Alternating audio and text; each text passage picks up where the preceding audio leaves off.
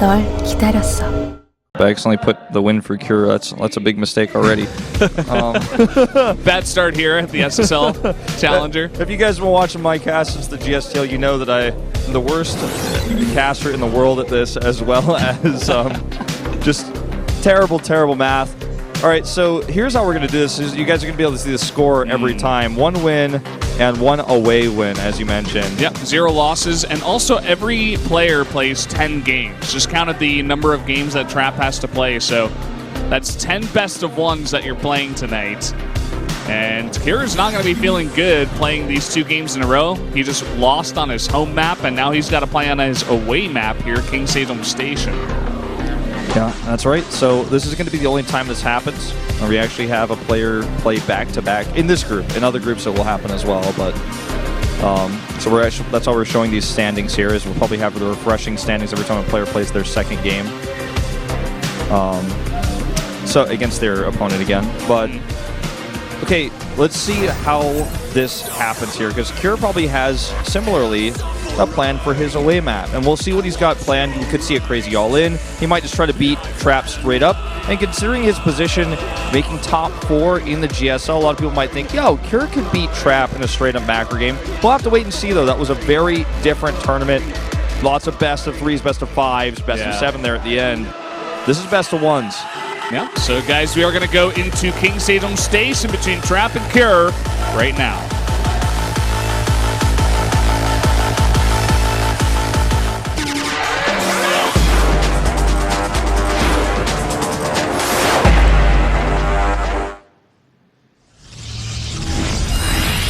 Here we are into set number 2, Trap versus Cure again.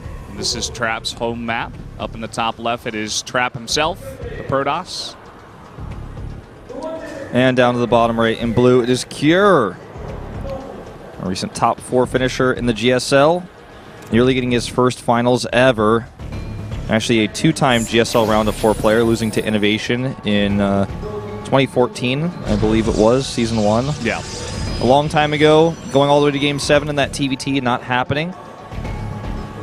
And you were talking about builds that Cure could do, you know, weird funky cheeses, or does he want to go into a macro game? But these guys are teammates, and Trap did just do the robotics facility build on that map, which is probably a map when they practice it together, he's probably going macro all the time. I mean, it's Dust Towers, right?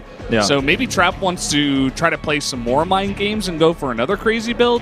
He's going to go for the Fast Nexus once again here to start. Yeah, just going to open things up that way. Well, that's something I love to see, actually, in a best-of series, and this is kind of like that, even though it's a best-of-2, is just seeing it in the second game, a cheese where you kind of throw off your opponent and like kind of get into his head, as he's probably got something planned for getting that away win, which is again more important than the home win.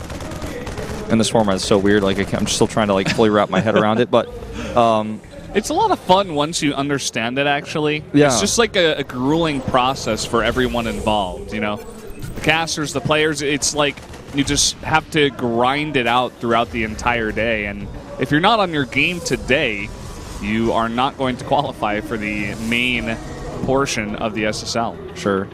It's like field day or something like that. You know, everyone's got to play a bunch of different maps. Or it's on their opponent's maps. It's like someone's really not that good at hula hoops or Invader, for example. But you know, you got to do it. It's field day, and it's going to be cool to see who fatigues in this tournament, because like we've seen players in these longer, you know, big 6-person groups, because 6 players was the biggest groups we could have in up and down matches. We also had some of 5-player groups, just kind of luck and random chance based.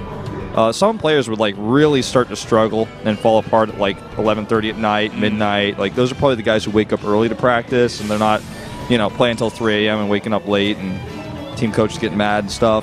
Those were the ESF days where, you know, basically there weren't strict rules about practicing. Yeah. Well, I mean, looking at this group, perhaps someone like Bomber, you know, an older player who may have trouble grinding out all of those games. I mean, he's got to play 10 high-stress games here in the studio on TV. So, but at the same time, he's been around for a very long time, so he's probably used to that portion. But, you know, maybe he's going to get tired. I'm not so sure. I'd like to see where he's at towards his, you know, 8th, 9th, 10th game. We'll see, I suppose.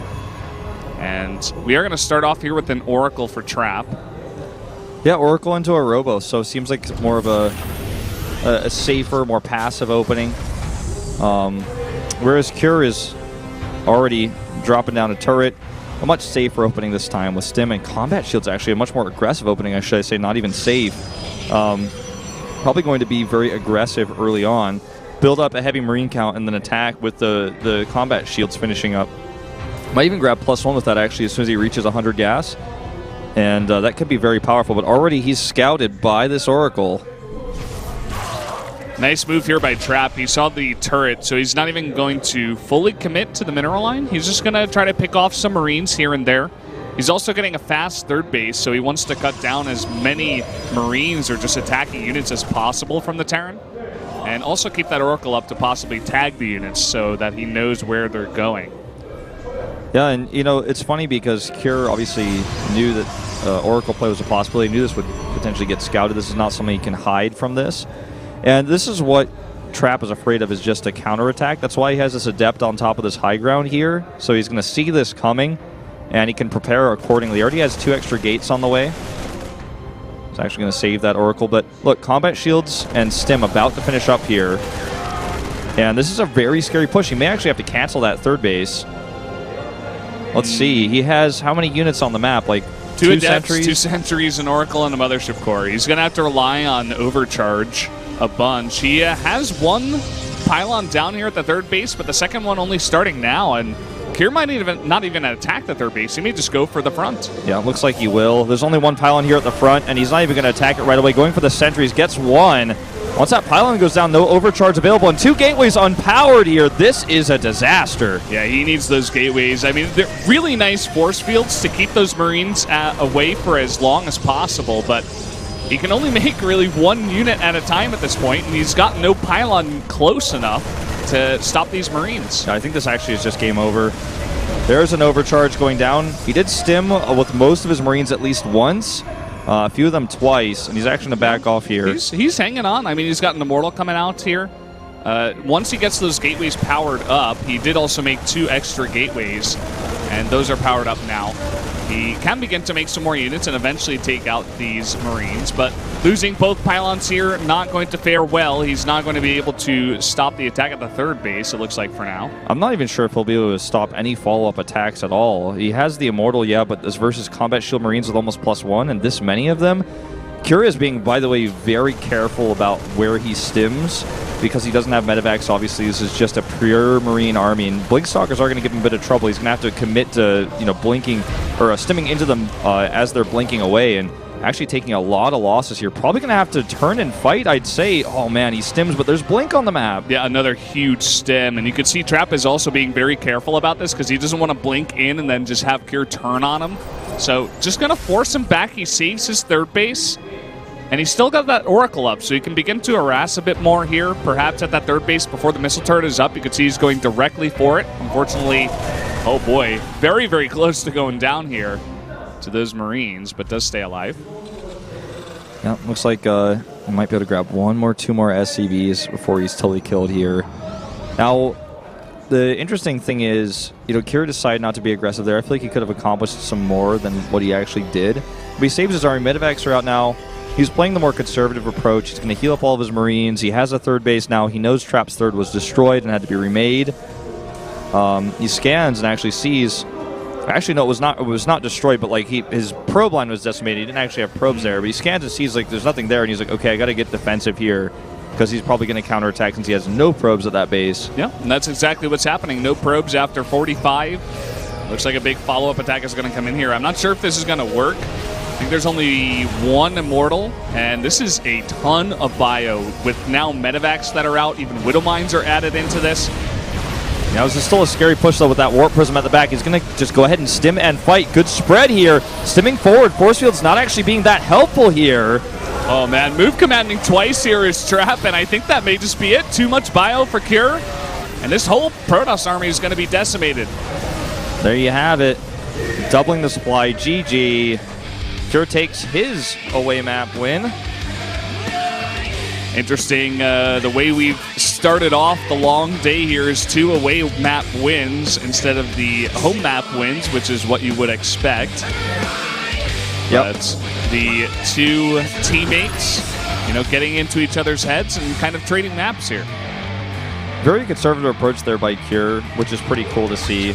Like, he made some mistakes in his round of 4 GSL match versus TY, and like TY is a godlike player, so that's definitely to be expected.